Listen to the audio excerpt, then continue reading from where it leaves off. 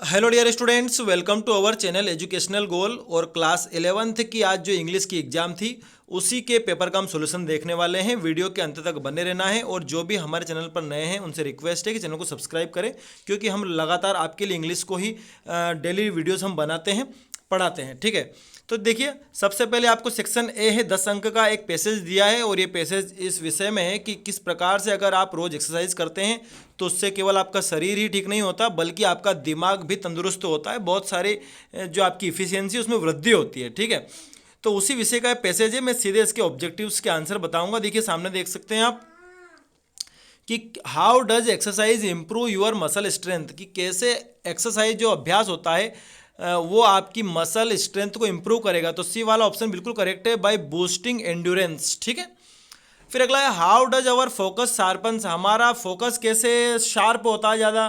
तो दूसरा वाला ऑप्शन करेक्ट है, through working out an hour before an important task. ठीक है, फिर आगे बढ़ते हैं।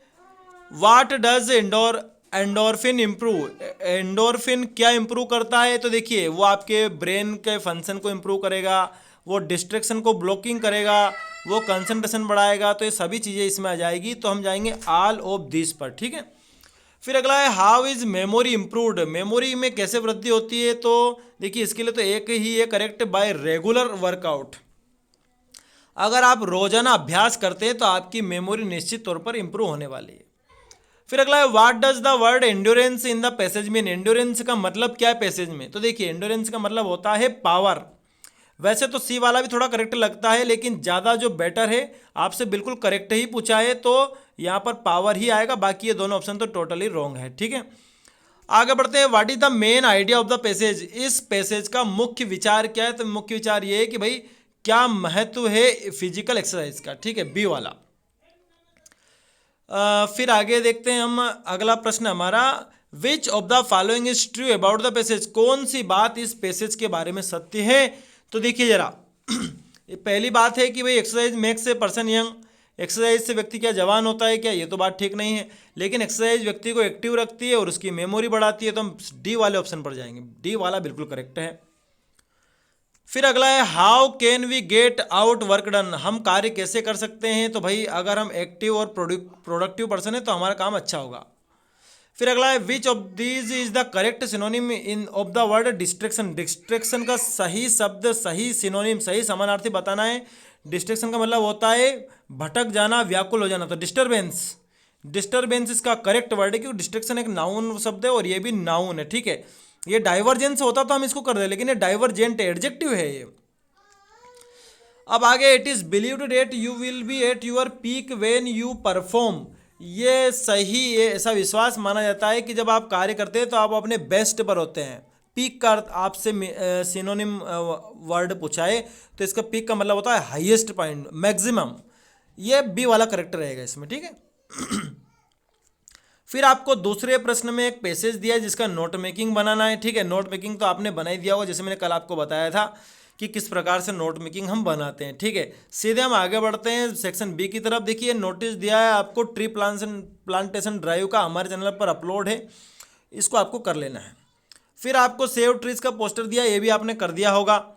फिर आगे बढ़ते हैं हम, आपको एक प्रश्न दिया है कि किस प्रकार से लाउड स्पीकर जो बजते हैं उसके विषय में आपको एक एक लेटर लिखना है न्यूज़ एडिटर को। ये भी हमारे चैनल पर अवेलेबल है, सभी लेटर की प्लेलिस्ट बनी हुई है। ठीक है, फिर उसके बाद ये वाला लेटर भी हमारे चैनल पर मौजूद है, इनफॉर्मल लेटर दिया है। देखिए आपको एग्जाम में ऐसे आता है, एक फॉर्मल आएगा एक इनफॉर्मल आएगा। यहाँ पर आपसे कहा है कि भाई आपको गर्मी की छुट्टी बितानी है, उसके लिए दोस्तों को इनवाइट करना है। ये भी हमारे चैनल पर मौजूद है, हम आज ही इसको आप हमारे टेलीग्राम चैनल एजुकेशनल गोल पर सेंड कर देंगे। ठीक है, आप वहाँ से इसको लिख लीजिएगा। फिर हमने कल आपको जैसे कि पेपर में बताया था कि आपको पेड का भी आ सकता है, गेम्स स्पोर्ट्स का भी आ सकता है। तो गेम्स स्पोर्ट्स का आपको आर्टिकल आ गया है और मैं ऑलरेडी इसको हमारे टेलीग्राम चैनल एजुकेशनल गोल पर भेज चुका हूँ। फिर आपको ये रिपोर्ट दी है एनुअल स्पोर्ट्स डे, इसको हम तैयार करेंगे इस साल, जरूर डालेंगे। ठीक है, अब जरा हम रिक्त स्थान पर आ जाते हैं, ग्रामर पर। They are watching a match, ये ए बिल्कुल करेक्ट है। ही हैज़ नॉट, ये नेगेटिव है तो नेगेटिव उसमें एनी आता है, एनी हमने लगाया है। They went to a restaurant yesterday, वो कल रेस्टोरेंट गए।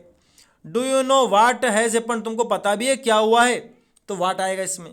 The weather was cold but there was no wind, no आएगा इसमें, ठीक है। The post office is across the street from the grocery store, कि जो राशन की दुकान के पार उस साइड पर क्या मौजूद है, पोस्ट ऑफिस मौजूद है, क्रॉस आ जाएगा इसमें।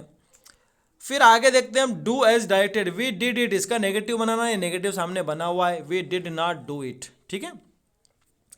फिर अगला आपको रीअरेंज करना, देखिए मैंने क्रमांक डाल रखे हैं। सबसे पहले the Himalaya is the highest mountain of the world, ठीक है, ये बिल्कुल करेक्ट है।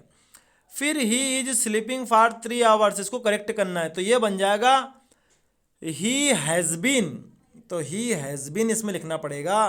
तो आप सामने देख रहे हैं he has been sleeping for 3 hours. फिर अगला है he is poor he can not pay his fees, इसको आपको 100 डेट से जोड़ना है, तो he is so poor that he can not pay his fees, ठीक है। फिर दे आर प्लेइंग फुटबॉल, इसका आपको वॉइस बदलना है, तो football is being played by them, ठीक है। Raja cried for milk, Raja cries for milk, क्योंकि प्रेजेंट इंडिफिनिट में बदलना है, तो वर्ब में एस यस लगता है, थर्ड पर्सन हो तो, ठीक है। फिर आगे बढ़ जाते हैं सेक्शन डी की तरफ। आपको एक पैसेज दिया है जो आपका जो दूसरा जो चैप्टर है हॉर्नबिल का, जिसका नाम है we are not afraid to die, उसी से दिया है ये। तो देखिए ये पूछा है कि राइटर का बिजनेस क्या है, वो क्या काम करते हो, एक बिजनेसमैन है। सी फारिंग का मतलब क्या होता है, जो रेगुलर समुद्र से ही यात्रा करता है। उस जहाज का नाम क्या था उनके, तो वेव वॉकर नाम था। लेजर टाइम का मतलब क्या होता है, फ्री टाइम, ठीक है। 5 अंक का दिया था, लेकिन ऑप्शन इन्होंने 4 दिए, पता नहीं क्यों इनसे ऐसा हो गया। देखिए फिर आपको the voice of the rain से पोएम का एक्सट्रैक्ट आया, इसी से संबंधित आपको ऑब्जेक्टिव से दिए हैं। देखिए पहला है the poem of the earth, poem of the earth कौन है, रेन है, ठीक है। What is the meaning of the impalpable, impalpable का मतलब होता है अस्पृश्य, जिसको छुआ ना गया हो, तो डी वाला something that can not be touched. Which poem these line have been taken, the voice of the rain आ जाएगा इसमें, ठीक है। फिर आगे देखते हैं, ये आपको जो दिया है आपकी दूसरी बुक है स्नैपशॉट, उससे आपको दिया है the summer of the beautiful white horse, और हमने भी कल इसको बताया था कि आ सकता है। तो देखिए जरा इसमें वही ऑप्शन है कि कौन बैठा था घोड़े पर, तो कजन ऑफ द स्पीकर। कौन से लेसन से लिया गया है, the summer of the beautiful white horse. फिर कौन सी भाषा में जो मुराद बोला था, आर्मेनियन। ब्यूटीफुल की नाउन फॉर्म क्या होती है, तो ब्यूटी होती है, ठीक है। फिर आगे आपको क्वेश्चन आंसर दिए, इन क्वेश्चन आंसर्स को आपको आपकी अगली एग्जाम अर्धवार्षिक और साथ में आपकी जो बोर्ड एग्जाम है उसके लिए तैयार करना है, बहुत ही इंपॉर्टेंट है। और हमने आपको जैसा कि बताया था कि आपको पोयम से जो है वो एक सेंट्रल आइडिया ही आएगा, और यहाँ पर आप देख रहे हैं ये सेंट्रल आइडिया आपको दे दिया है, photograph the voice of the rain, ठीक है। फिर ये सारी बातें, ये जो सारे प्रश्न आपको याद कर लेने हैं, और बहुत कुछ हमने जो कल बताया था उसमें से आ चुका है। और इसी तरह हमारे चैनल के साथ आपको बने रहना है। और अगर इंग्लिश से संबंधित कोई सा भी वीडियो अगर आपको चाहिए, रिपोर्ट का, आर्टिकल का, नोटिस का, एडवर्टीजमेंट का, पोस्टर का, तो आप हमें बता सकते हैं, क्योंकि हम रेगुलर जो तैयारी करवाते हैं वो इंग्लिश सब्जेक्ट की करवाते हैं। Thanks for watching this video.